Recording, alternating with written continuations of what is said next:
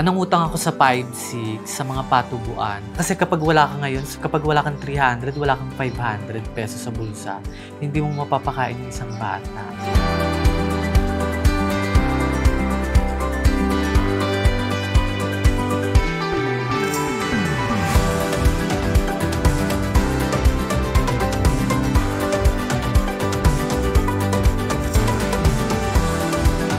Si Sia, anak ko siya. Si Kit, isa siyang trans man. Siya ang nagdalang tao kay Sia. Siya rin ang tatay ni Sia.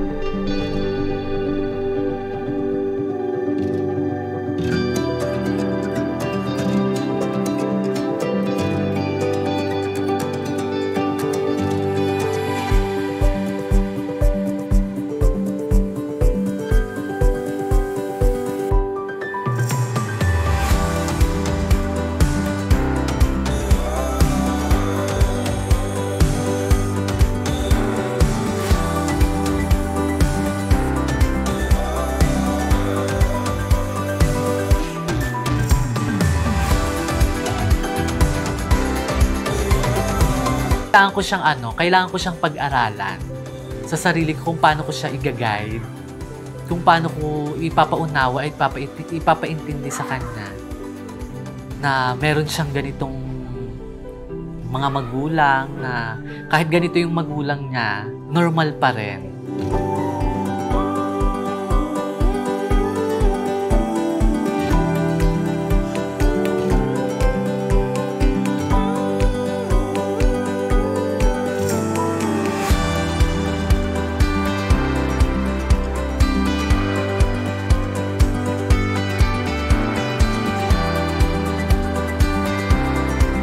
Ang purpose natin ng mga magulang, tanggapin kung ano yung gusto ng mga anak natin.